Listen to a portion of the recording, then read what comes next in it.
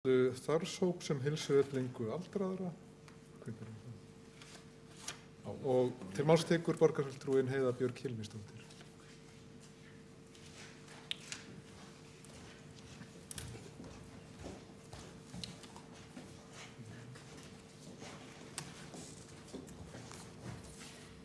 Forseti, ágætu borgarfulltrúar. Við höfum talað mikið sjálfbærni undanfarið í fjárhagsumræðunni og ég held að við ættum líka að gera það þegar við erum að tala félagsauð og lýðheilsu, því að árangur í þeim þáttum jú mikilvæg forsenda þess að samfélög geti vaxið með sjálfbærum hætti til framtíðar. Og þetta eitthvað sem margir eru að leggja áherslu á. Sameinuðu þjóðirnar, Alþjóðaheilbrigðismálastofnun og fleiri hafa lagt á það áherslu að samfélög geri sér stefnu og móti sér einhver áætlun það hvernig þau ætla að stuðla að heilbrigði. Og með það áherslu að allir hafi jafnan rétt að góðri heilsu, jafn tækifæri á góðu lífi og að því mikilvægt að vinna leið að gegn hvers konar mismunun, hvort sem það mismunun á grundvelli hverfa, þjóðfélagshópa eða aldri. Heilsuefling og lýðheilsa eru afar mikilvægir þættir í lífsgæðum borgarbúa og einmitt heilsuefling eldri borgara sem við erum að fjalla hér í dag tengist líka samstarfi Reykjavíkurborgar við aldursvanar borgir sem á vegum Alþjóðaheilbrigðisstofnunar sem við fengum samþykkt að vera aðilar að í maí í fyrra. Og það tengist líka bara almennri stefnumótun Reykjavíkurborgar að vera heilsueflandi borg og þar sem að stefnan að mæla vellíðan og lýðheilsu sem eðlilegt að við mælum til þess að sjá hver árangur af okkar starfi eins vel og við skoðum fjárhagslega mælikvarða. Jafnvel ennþá frekar ef eitthvað Því þó að stór hluti af heilbrigðið byggja á erfðum, það má hafa áhrif með því að skapa umhverfi sem heilsusamlegt og hvetjandi og hvetjum leið til hegðunar sem góð fyrir heilsuna. Og þetta getum við gert í gegnum skipulag borgar, almenningssamgöngur, hjólreiðar, göngustíga, öfluga félagsþjónustu, skólakerfi, í gegnum félagsstarf og fleira.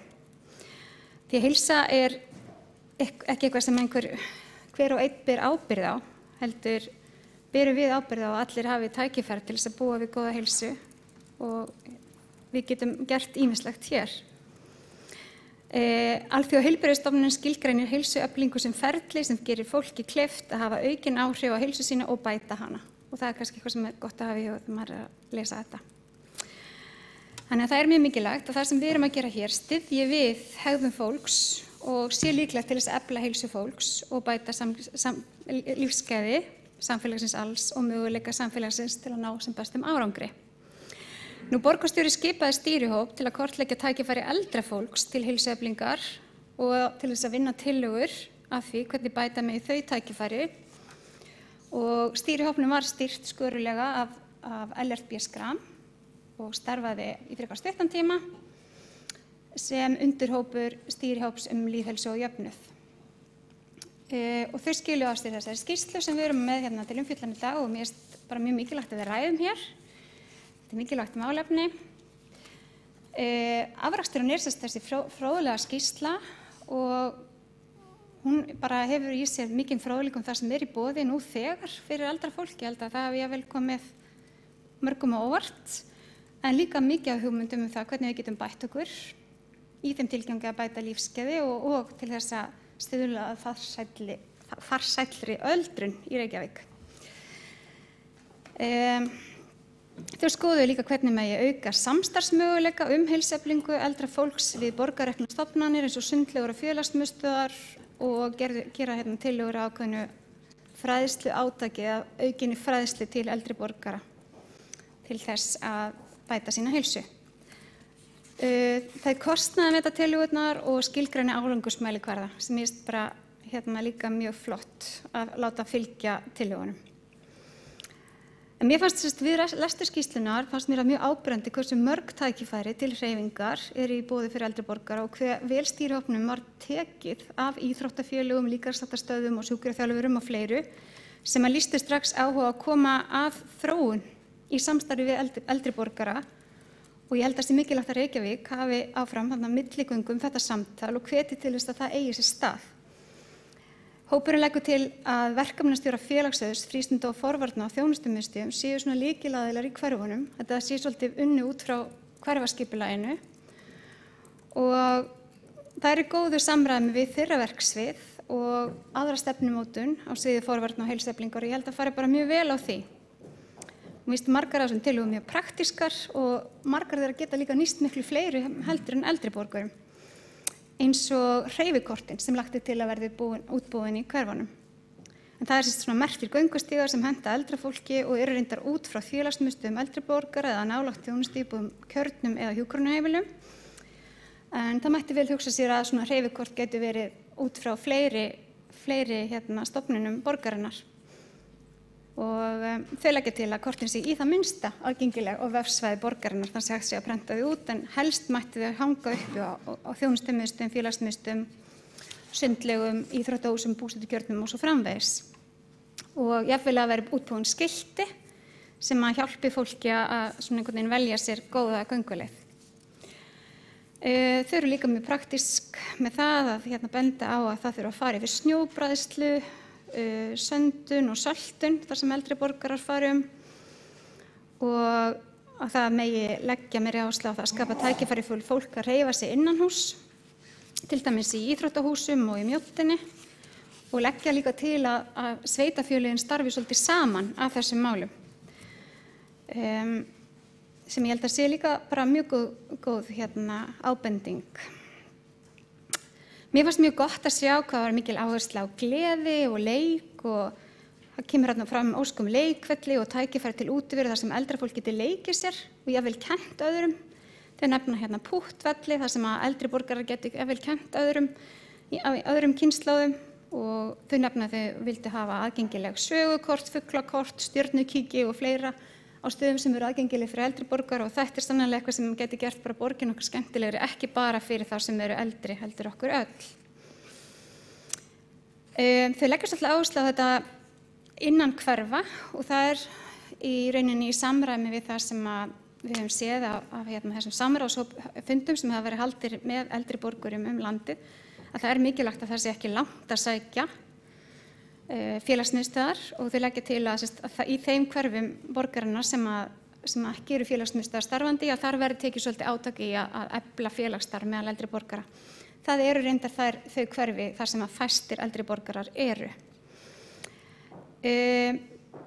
Það líka lögðu svolítið áherslu á það að hverfin geti meira fáið þarna fé til þess að setja í nýsköpun og nýbreytni hvað þetta varðar og þannig að þau geti svolítið útdeilt fé sjálf.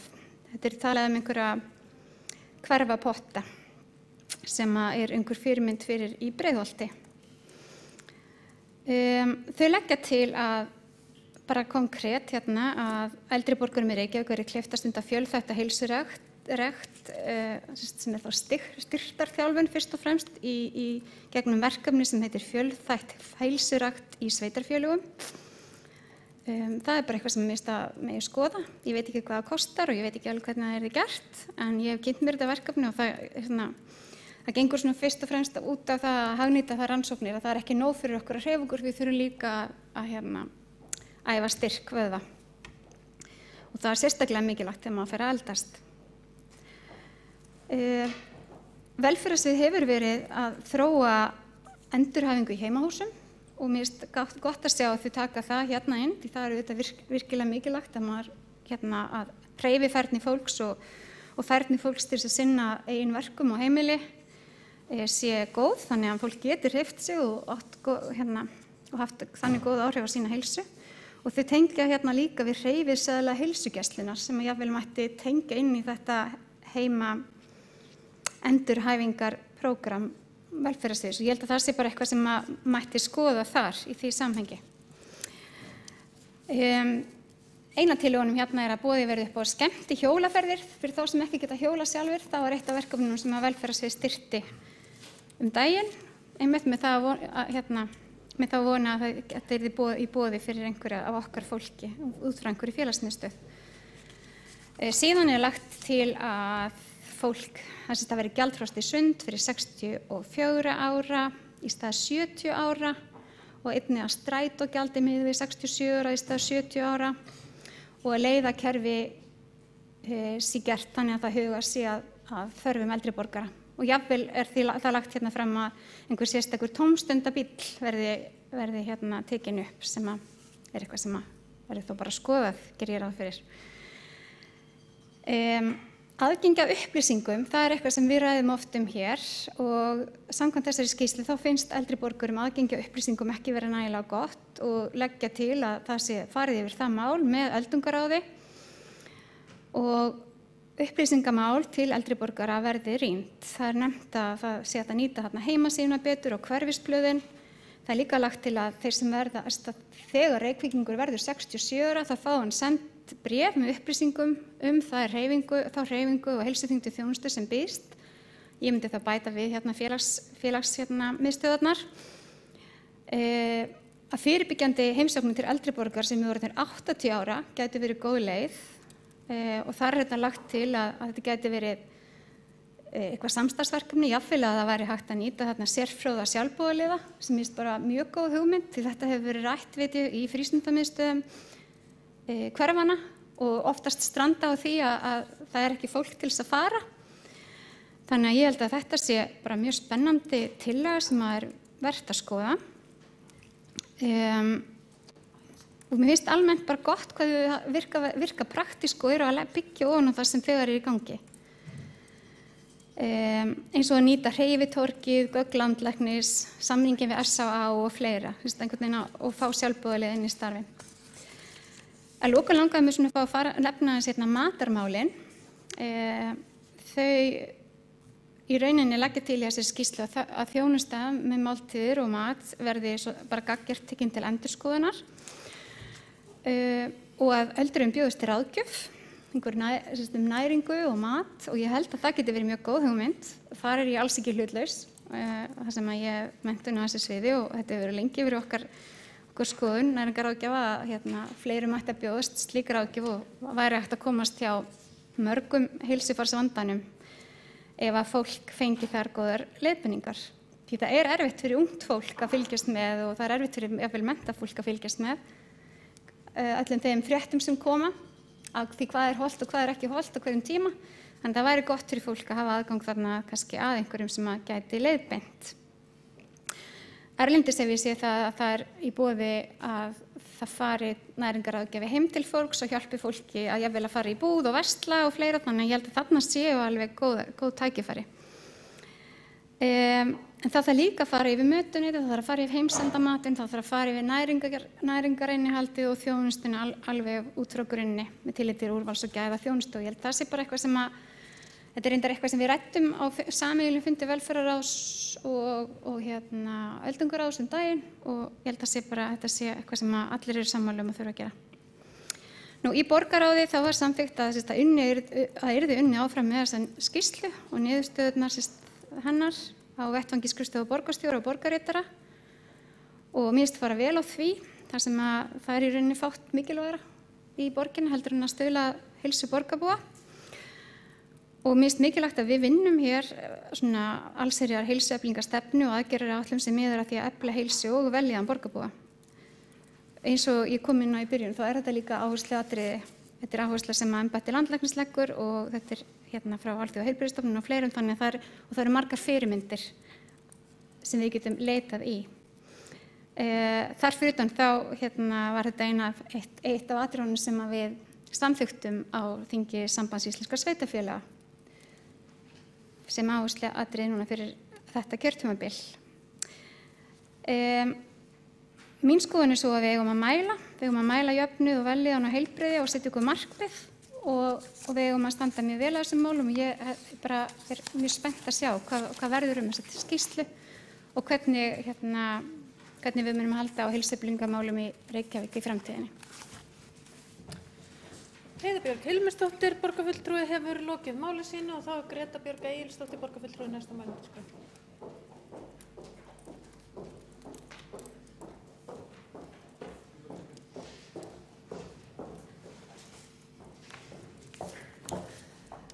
Forseti og kæra borgarstjórn. Við viljum jú öll búa við almannaheilsu og heilbrigði óháð því hvar við búum eða hvað við erum gömul. Það að búa við góða heilsu mjög verðmætt og bæti lífsgæði okkar allra til muna á efri árum. En eins og fram kemur í skýrslu starfshópsins heilsueflingu aldrara sem til grundvallar umræðinni hér, verða margar breytingar á heilsu fólks með aldrinum sem hægt að sporna við með ýmsum leiðum. Og áhersla þeirra í skýrslunni á tillögur varða aðgengi að hreyfingu í nærumhverfi sem mér finnst frábært, þol og styrktarþjálfun, góða næringu og félagslega virkni. Og það sem ég stóðst ekki mátu út af íþróttafræðin stendur mér svolítið nærri að þá langaði mig að fara eins yfir gildi hreyfingarna með ykkur og hvaða áhrifi hreyfingin hefur á líkamlega og andlega líðan. Hreyfingin virkar sem forvörn og meðferð gegn fjölda krónískra sjúkdóma eins og við flest vitum og hefur einstök jákvæð áhrif á líkamlega og andlega getu og þar með á lífsgæði hjá okkur. Rannsóknir hafa sýnt að ýmsir hegðunar og umhverfistengdir þættir hafa áhrif á hvort að fólk hreyfi sig á efri árum eða ekki og eru tveir stærstu umhverfisþættirnir öryggi og aðgengi. Þó sem margt annað sé oft tímt til eins og tímaskortur, hræðsla við meiðsli, orkuskortur, áhyggjur af framkomu og slíkt, þá eru öryggi og aðgengi aðalatriðið. Hegðunartengdu þættir eru svo þættir eins og til dæmis streita, mataræði, ofát, lyfjagjöf ekki fylgt, depurð og þunglyndi og skortur og sjálfstrausti svo eitthvað sé nefnt. Talið að aukin fræðsla til íbúa, gott framboð af hreyfingu við hæfi og aukið aðgengi að öryggri og vel útbúin aðstöðu gegnir lykilhlutverki í að fá fleiri eldri borgara til að taka þátt í hreyfingu og öðru íþróttastarfi. Þess vegna mikilvægt að við gerum borgin okkar örugga fyrir eldri borgara til útiveru, til dæmis með uppsetningu bekkja með ákveðnu millibili, góðri lýsingu og snjóbræðslu eins og fram kemur undir tillögu 8 í skýrslunni, en einnig undir tillögunni hreyfikort fyrir öll hverfi borgarinnar. Hreyfikortin eru einföld leið til þess að ýta undir hreyfingu og draga úr óöryggi eldri borgara við útiveru sem eins og áður sagði einn stærsti umhverfisþátturinn sem hefur áhrif á hreyfingu eldri borgara. Það aldrei of seint að byrja að hreyfa sig og það mikilvægt að við hjá borginni og sem stjórnvald vinnum eftir því. Og helstu áhættuhópurinn fyrir heilsufarsleg vandamál þar sem hreyfingin skiptir mjög miklu máli eru þeir sem eru 80 ára og eldri. Hreyfing hjá þessum aldurshópi hefur mikil áhrif á það hvort að þeir séu nægilega góðu líkamlegu ástandi til þess að geta séð sig sjálfir og búi heima sem lengst. Sjálfstraust eldra fólks á það til að dvína þegar að skynfærnin minnkar sem gerist með árunum og verður það því tregara til að fara út fyrir heimili sitt og eiga í samskiptum við umhverfið og annað fólk. Það leiðir til minni hreyfingar sem á móti veldur þá oft meiri hrörnun. Reglulegar æfingar yfir lengri tíma eru tengdar aukinu hugrænni færni hjá eldri borgurum og eru þessu áhrif mest á verkefni sem þarfnast skipulagningar, vinnslu minnis og samræmingu í verkefnum. Þessi áhrif eru mest ef að æft eða ef að hreyfing varir í 30 mínútur eða lengur í hvert sinn. Æfingar sem reyna á hjarta- og æðakerfi virðast vernda heilann frá eðlilegri hrörnun og eru þeir eldri borgarar sem hreyfa sig almennt ánægðari með lífið heldur en þeir sem gera það ekki. Rannsóknir hafa sýnt fram á að þunglyndi algengasti andlegi kvillinn sem fylgir hreyfingarleysi hjá eldri borgurum og algengi þunglyndis á elliheimilum frá 22,2% til 81,1% hjá eldri borgurum sem þar búa eftir því hvar komið niður. En samkvæmt íslenskri rannsókn sem gerð var á árunum 2006 til 2008 á hjúkrunarheimilu Sóltúni þá lækkaði tíðni þunglyndis úr 47% niður í 26% með hreyfingar íhlutun ásamt skipulagðri útiveru fyrir íbúana. Skipulagða hreyfingin byggðist á leikfimitímum og þjálfun í sal en útiveran á samveru út af svölum og gönguferðum. Þessi íhlutun gerði það að verkum að íbúunum leið betur. Þeir höfðu meiri matarlyst en eins og fram kemur í skýrslu starfshópsins heilsueflingu aldrara þá borðuðu 37,7% eldri borgara 3 máltíðir eða minna á dag árið 2012. Íbúarnir í Sóltúni, fóru almennt einnig að sofa betur, voru jákvæðari og rólegri ásamt því að aðstandendur tóku greinilega eftir jákvæðum breytingum og aukinni virkni. Það því til mikils að vinna og hafa fleiri rannsóknir sýnt fram á að tengsl eru milli hreyfingar og minnkaðs kvíða og depurðareinkenna og þar átt við alla þjálfun, ekki eingöngu loftháða þjálfun, heldur einnig styrktarþjálfun og jóga. Æfingar sem eru á 30–70% álagði draga mest úr stöðukvíða. Einnig hefur verið sýnt fram á tengsl loftháðaþjálfunar við lægri stöðukvíða og loftháðaþjálfun fyrir þá sem ekki vita þá það þjálfun sem krefst þess að við notum súrefni. Og gætir jákvæðra áhrif á loftháðaþjálfunar í allt í 24 klukkustundir eftir að þjálfunin fer fram eða þjálfuninni er lokið.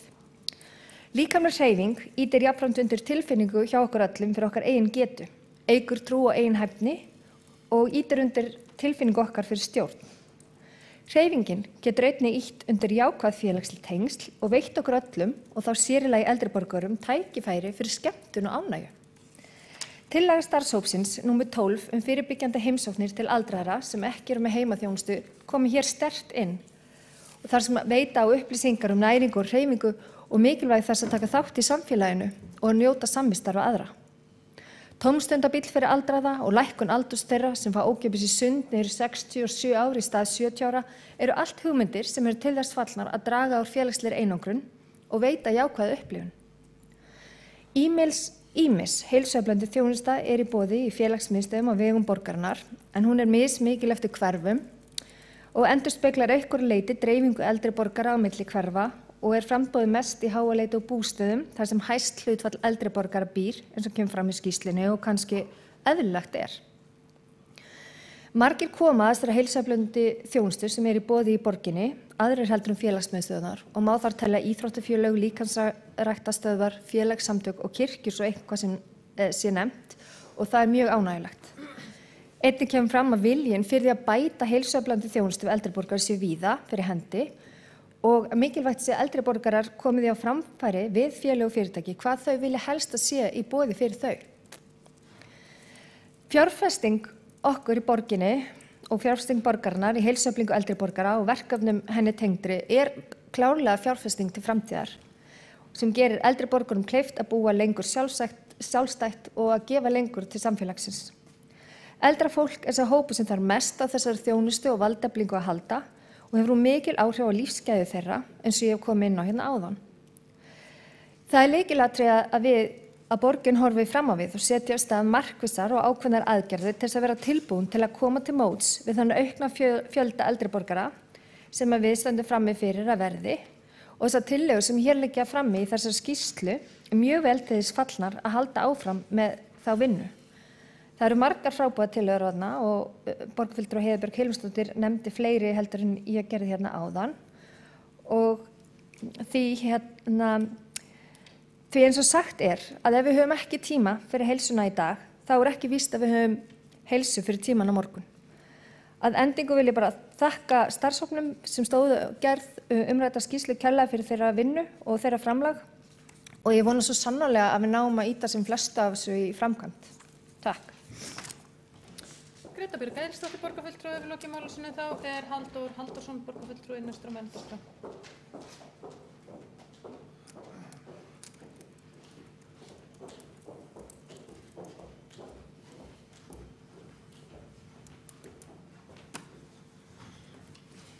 Já, forseti og góða borgarfulltrúar.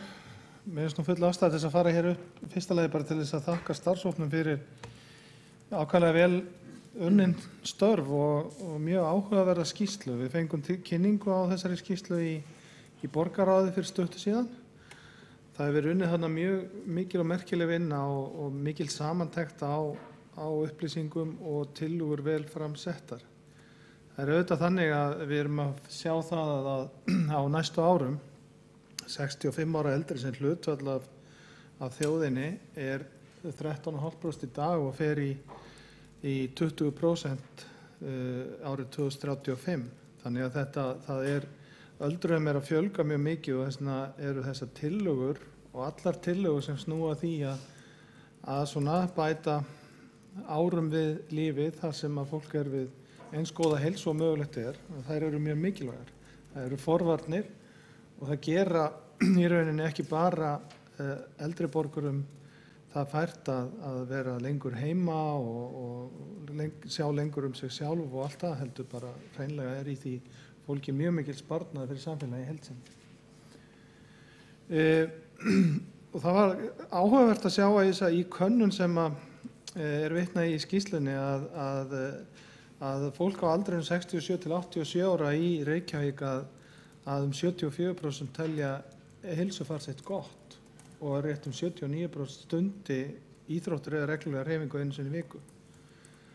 En það sem að í sömu könnun hins vegar kemur fram að þó að fólk telji hreyfingu sína vera í þokkalega góðu lagi að þá er það maturinn, þá er það næringin sem að þyrfti að skoða betur. Og það leiðir hugan að því sem að við vorum að ræða hér fyrir nokkrum borgarstjórnarfundum að það er það hvernig borgin stendur að þeim málum. Við ræddum heimsendan mat í Eyrborgir, við ræddum þau mál og þau eru ekki í lagi. Eldri borgarar eru óánægðir með þau og þó að borgarstjóri hafi prófað matinn sjálfur og sagt að hann væri ágætur hans eigin mati, að þá er þetta samt sem áður þannig að eldri borgarar eru ekki ánægðir með þennan þátt. Og þá kem ég að því sem að mér langaði líka að nefna í þessu samhengi og það er það að við erum hér með merkilega skýrslu sem að verður væntanlega að stefnu með fullt af góðum tillögum, hreyfikort, hreyfiseðlar, fjölþætt heilsurækt, samræmingu við önnur sveitarfélög á höfuðborgarsvæðinu eins og varðandi aldur þeirra sem að fá ókeypis í Sund, sem er 67 ára í borginni en 70 í borginni en 67 ára í nágranna sveitarfélögum okkar. Og fyrir að velta fyrir mér hvað ég er búin að taka þátt í því að semja að samþykkja margar stefnur þessi tæpu 2 ár sem ég hef verið í borgarstjórn. Ég velti fyrir mér hversu duglega erum við að framfylgja þessum stefnum í hinum óteljandi málaflokkum. Mér finnst það mjög umhugsunarvert í þessu samhengi vegna þess að hér erum við með fyrir framan okkur alveg frábæra tillögur og góða skýrslu, en ég velti fyrir mér hversu munu athafnir fylgja þeim orðum, þeim fallegu orðum sem við látum hér öll falla í tengslu við þetta, munu athafnir fylgja þeim. Það er ekki allt sem bendir til þess, því miður. Þannig að þar þurfum við að taka okkur á. Og við höfum verið með ábendingar í þá veruna, minnihluti, sem allur gangur á hvort að þið hlustið á eða ekki í meirihlutanum. En þetta vildi ég nú segja og ítreka enn og aftur að mér finnst þetta mjög vel að verki staðið hjá starfshópi sem hefur lagt hér á borð fyrir okkur mjög góða tillögur. Borgarfulltrúi Halldór Halldórsson hefur lokið máli sínu og borgarfulltrúi Magnús Már Guðmundsson hefur óskað eftir að veita andsvar við ræðu borgarfulltrúans.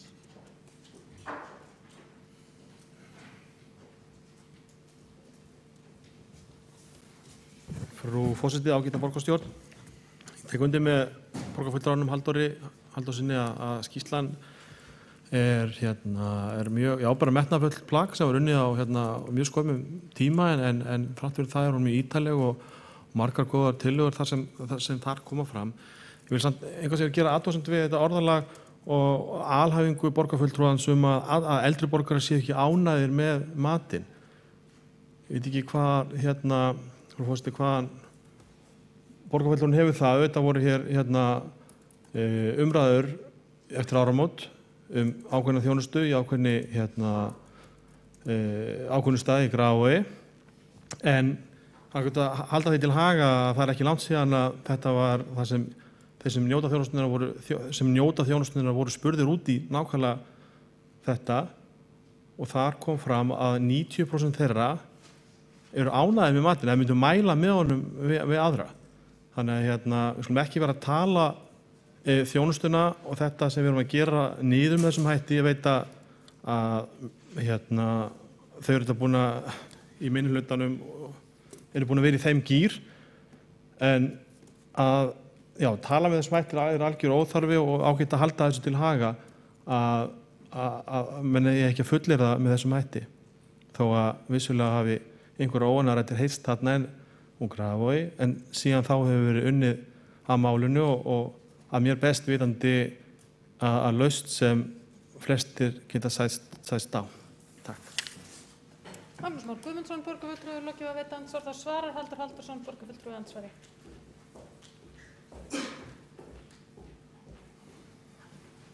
Já, forseti, góðir borgarfulltrúar, það sem ég átti við var einfaldlega þetta að þetta er ekki alveg í lagi hjá okkur og það er bara allt í lagi að nefna það í samhengi við þetta. Okkur hættir til þegar við erum, eða hættir til, það er alveg sjálfsagt að gera það, að hafa uppi góð orð það er fyrirætlanir sem fólknar eru því að samþykkja stefnu, taka á móti góðum skýrslum eins og þessum. En það er leið allt í lagi að minna sig á að athafnir fylgja ekkert alltaf orðum og það er ekkert allt fullkomið í þessum heimi og það er sko alls ekkert allt fullkomið varðandi mat til eldri borgara. Og ég var bara að rifja það upp. Og það er ekkert búið að leysa úr þeim málum ennþá varðandi Eyrborgir, en auðvitað vonandi verður af því. Og það er auðvitað okkar hlutverk að minna líka á það sem betur má fara. Ég vildi bara setja þetta í samhengi við það að ég hef á tilfinningunni að við séum búin að samþykkja ansi margar stefnundar hérna, þar sem að eru góð fyrirheit, en svo hvað verður svo þar? Og það skulum við hafa hugfast líka. Að þegar við erum að samþykkja einhverja stefnu og hafa uppi góð fyrirheit, þá eru væntingar þeim megin hjá þeim sem að sjá okkur og heyra, hafa uppi þetta góð orð, vita það að við höfum samþykkt stefnuna, en verða svo fyrir vonbrigðum að því að athafnir fylgja ekki orðum. Það er einfaldlega það sem ég er að segja, ágætu borgarfulltrúar í meirihluta. Halldór Halldórsson, borgarfulltrúi, hefur lokið að svara andsvari. Þá er andsvarum lokið og Hildur Sverrisdóttir, borgarfulltrúi. Nei, hún ætlar ekki að tala. Kjartan Magnússon, borgarfulltrúi, er þá næstur á mælendaskrá.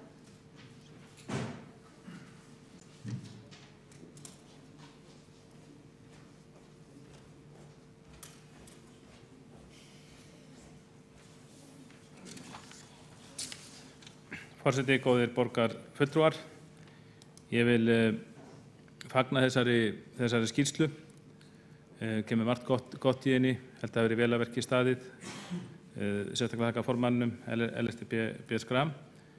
Nú, þetta minnir mig á skýrslu þetta mál minnir mig á skýrslu eða tillögu sem við sjálfstæðismenn fluttum í borgarstjórn í nóvember árið 2013 og hún hljóðaði svo með leyfi forseta. Borgarstjórn samþykkir að vinna að eflingu íþróttastarfs og hreyfingar í þágu eldri borgara í Reykjavík. Leitað verður eftir samstarfi við íþróttafélög í borginni og hagsmunasamtök aldraðra sem leiðir til að nýta betur íþróttamannvirki í borginni í þessu skyni. Þá verður unnið að því að kynna betur þá kosti sem eldri borgurum standa til boða í íþróttastarfi, hreyfingu og líkamsrækt. Þetta er sem tillaga sem við lögðum fram fyrir 2,5 ári við sjálfstæðismenn og ég man að ég var fyrir pínlitlum vonbrigðum með hvernig skýrslunni þessari tillögu að tekja á sínum tíma. Meirihluti þáverandi var ekki tilbúinn að samþykkja tillöguna, heldur var henni vísað til velferðarsviðs og íþrótta- og tómstundasviðs til frekari meðferðar.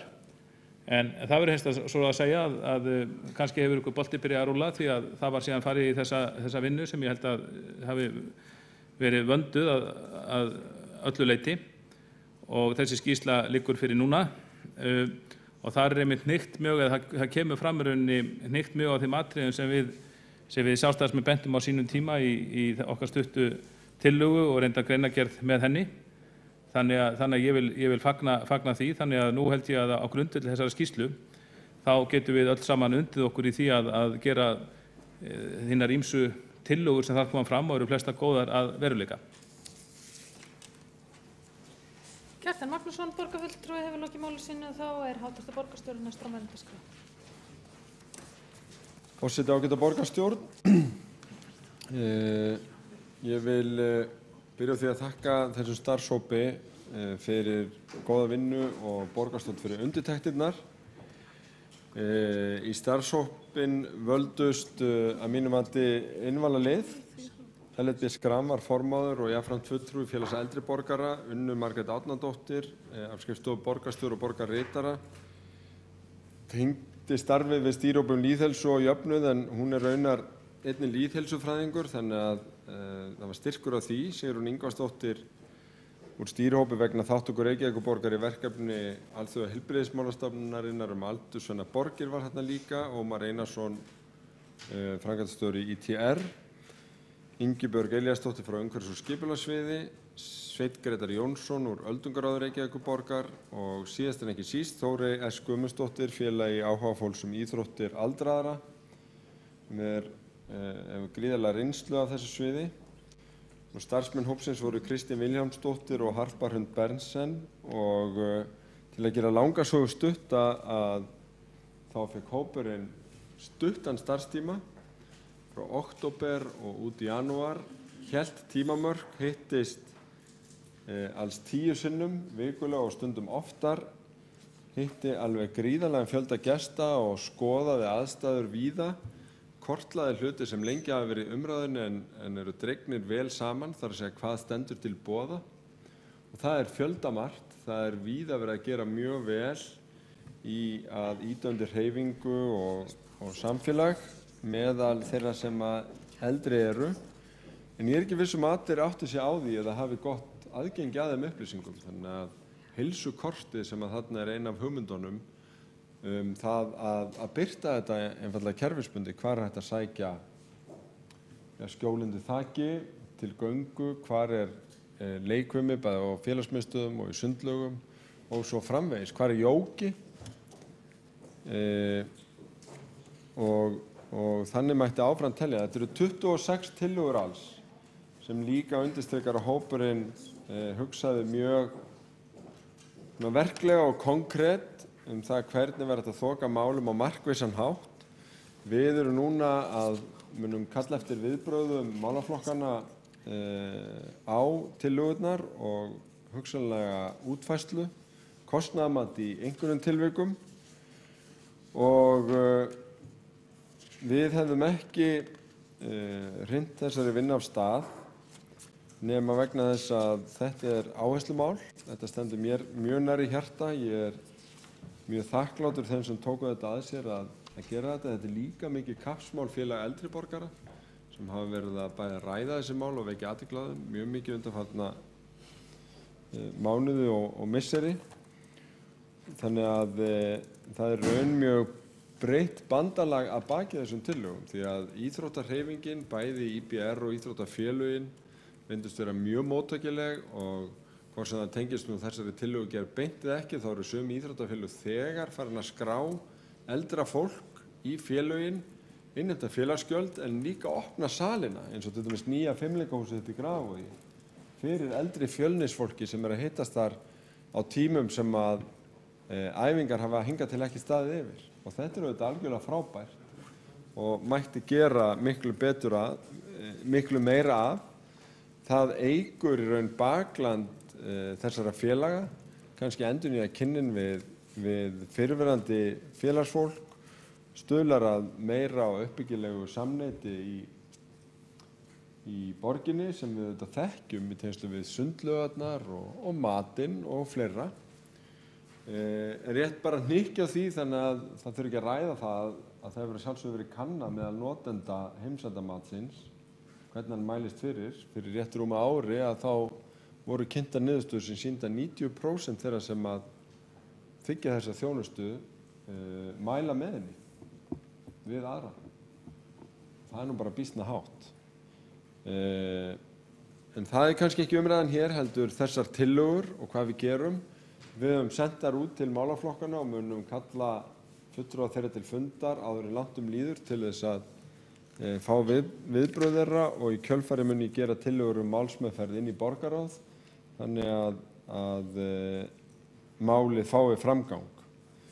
Til þess að þetta gert en ekki tillagnina vegna heldur vegna þess að efri ár geta líka verið mikið tækifæri fyrir innihaldsríkt líf og við stuðlum að innihaldsríku lífi með því að bjóða upp á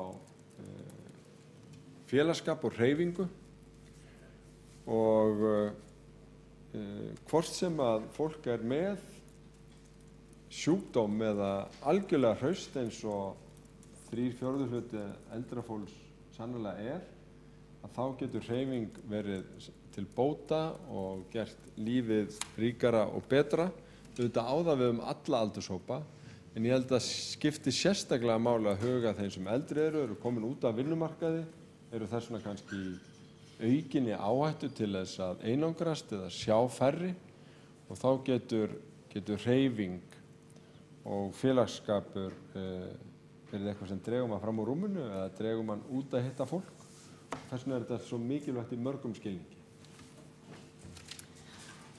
Borgarstjóri hefur lokið máli sínu og þá er Heiða Björg Hilmisdóttir næst á mælendaskrá.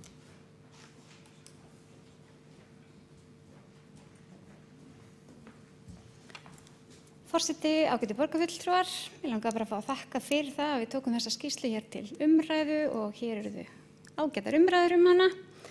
Ég langar líka að fá að bara þakka fyrir það hér í ræðustól að hve mikilvægt það er að borgarstjóri fylgir þessu svona fast eftir. Ég held að þetta sé mjög mikilvægt mál og ég held að það sé líka styrkur í því að borgarstjóri sinni því svona vel og hafi þennan áhuga á málefninu. En við erum ekki að taka neitt hér til afgreiðslu í dag. Þetta er við óskum einhvers eftir því að við myndum ræða heilsueflingu eldri borgara. En eins og borgarstjóri sagði þá verða margar af þessum tillögum sendar til meðferðar og aðra kostnaðarmetnar og eftir því sem við á innan borgarkerfisins og til nefnda og ráða og slíkt. Ég held að sé bara mjög gott að við undirbúum okkur. Öldruðum kemur til með að fjölga.